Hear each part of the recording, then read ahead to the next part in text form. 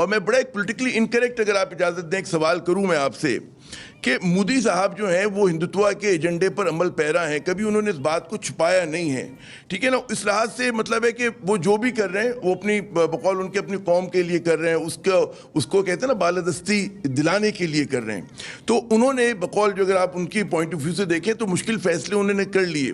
कश्मीर के हवाले से उन्होंने गैर रिवायती इकदाम उठाया, स्टेटस को तोड़ दिया। अब जो है उनको उसके असरात से निमटना है। और भारत जैसी जो कहते हैं ना बड़ी रियासत, जिसको कहा जाता है, दुनिया अब इल्ज़ाम लगाती है उस पर कि जी सबसे बड़ी डेमोक्रेसी है, माशी लोगों के उनसे वो हैं, बहुत ज़्यादा रिश्ते नाते हैं, तो उनके लिए मुमकिन नहीं है। मतलब ये चीज़ मुमकिन आपको नहीं लगती कि हो जाएगी? जी देखिए, भारत को एक तो हम मोदी के साथ जो लिंक करके देखते हैं तो थोड़ा सा हमें समझने में जरा मुश्किल होती है। मोदी एक एजेंट है, और एजेंट है वो ब्राह्मण ज़ायनिस्ट माइंडसेट का, जो हमेशा से ही वहां पे हुक्मरान रही है। हिंदुओं पे हुक्मरानी उन्हीं की रही है।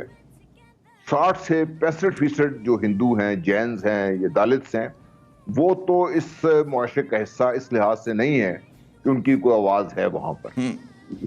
तो आप जब बात कर रहे हैं तो हम ये देख रहे हैं कि एक ब्राह्मण माइंडसेट है, एक ब्राह्मण ज़ायनिज्म है, जो पाकिस्तान की तख्लीक से लेके आज तक इसी बात पर मुसर है कि पाकिस्तान को नंबर 1, तो अगर आपको याद हो उनकी जो कांग्रेस की पहली सीईसी थी उसके मिनट्स में भी लिखा हुआ है कि पाकिस्तान एक गैर फितरी रियासत है, खत्म हो जाएगी, नहीं तो खत्म कर दी जाएगी, नौज़ुबिल्लाह।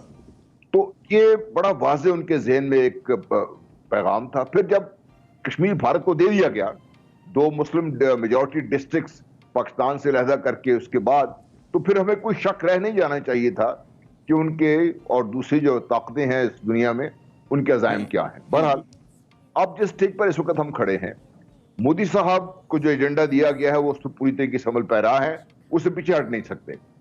उन्होंने अपने आप को टोटली कमिट कर दिया है एक खास नजरिए के तहत, वो जो ब्राह्मण ज़ायनिस्ट की मैं बात कर रहा हूं, उससे पीछे हटना उनके लिए मुमकिन नहीं है।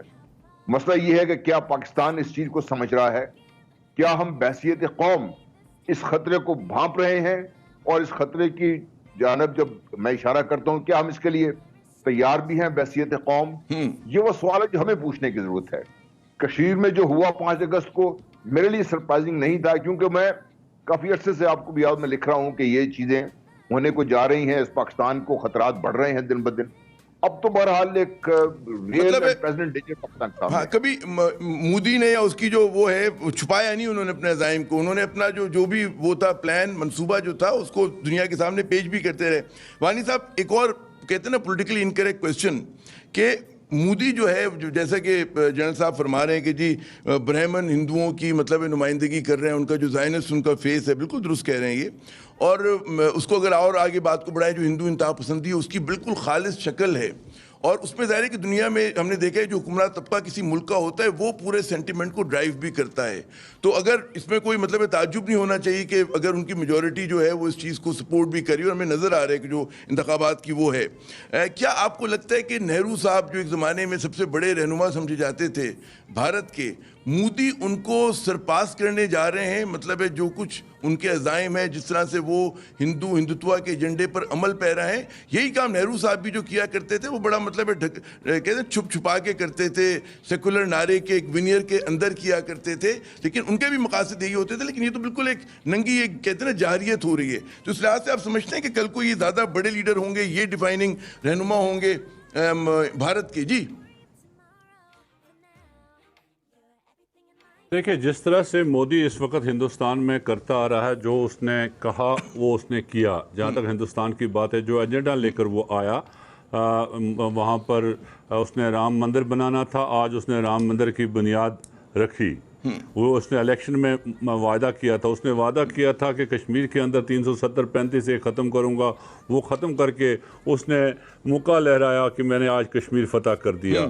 उसने आज राम मंदिर के आज के दिन, जब कश्मीर के अंदर लॉकडाउन को, इस काम डाउन को, सीज को 1 साल हो रहा था, कश्मीरी लोग 1 साल से महसूर थे, आज ही का दिन उसने चुना राम मंदिर की बुनियाद डालने के लिए।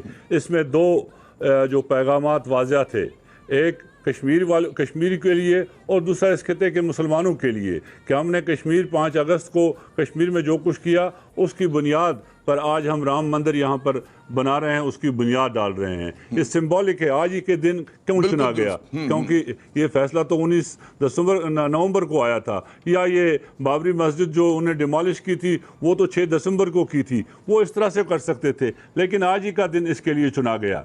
तो इससे ये साफ जाहिर है मोदी और उसकी हुकूमत, आरएसएस की हुकूमत, जो जनरल साहब भी कह रहे थे वो हिंदू ज़ायनिस्ट हैं, वो हिंदुता के आइडियोलॉजी जो आरएसएस की आइडियोलॉजी शुरू से रही है हिंदुस्तान में, उन्हें बड़ी अरसे के बाद उस पूरी सोच को हिंदुस्तान में हुकूमत करने का मौका मिला और मेजॉरिटेरियन हिंदू रजीम इस वक्त हिंदुस्तान में कायम हुई है। एक तजिया आज का था, आज के एक रिसाले में था, जिस तरह से मोदी अपने जो आज उसने किया, राम मंदिर की बुनियाद डाली, जो चीज़ें उसने की और वो कहकर अपने उन जो उसने किया उस पर डट जाता और खुल कर कहता है मैंने ये किया, उससे कोई शर्म महसूस नहीं हुई। दुनिया ने कहा कि हिंदुस्तान इंटॉलरेंट हो गया है, दुनिया के अखबारात ने लिखा कि हिंदुस्तान में ये हिंदू इंतहा पसंदी बढ़ रही है, लेकिन किसी जगह वो कमज़ोर नहीं पड़ा, वो आगे बढ़ता गया। अभी एक तजिया आज था, अगर ऐसा ही रहा, अगर मोदी को चैलेंज किसी जगह नहीं हुआ, जो इस वक्त हिंदुस्तान में कोई लीडरशिप ऐसी नहीं है जो उसको चैलेंज करे। दूसरी चीज़, जो हिंदुस्तान की सिविल सोसाइटी थी, जो एक वक्त में एक वाइब्रेंट सिविल सोसाइटी होती थी, जो बात करती थी, जो डिसेंट वॉइस रखती थी, वो सारी वॉइसेस बिल्कुल क्रश हुई हैं। हिंदुस्तान में Modi is India, India is Modi at present, जो असल सूरत हाल हिंदुस्तान की है। तो किसी ने लिखा था अगर यही सूरत हाल रही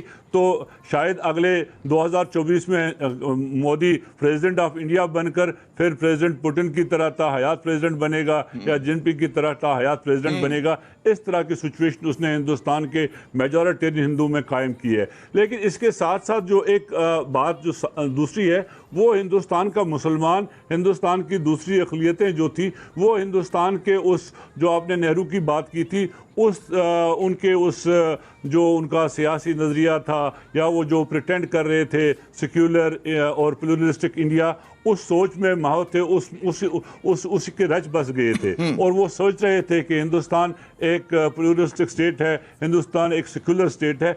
वो पोलराइजेशन भी इंडिया में बिल्कुल वाज़ह हो गई है। उन्हें भी एक वाज़ह पैगाम मिल गया है कि there is no room for secularism India, though there is no room for pluralist society in India. लेकिन एक अफसोसनाक बात है, ये जो सब कुछ हो रहा है इस खिते में, इस या हिंदुस्तान के अंदर या जो मकबूजा कश्मीर के अंदर उसने किया, अभी तक जो दुनिया की बड़ी ताकतें उन कैपिटल्स में ये रियलाइजेशन नहीं बढ़ रही है कि हिंदुस्तान के अज़ाइम क्या है, हिंदुस्तान की हुकूमत किस तरह की फैशिस्ट हुकूमत है, उसके डिज़ाइन क्या है।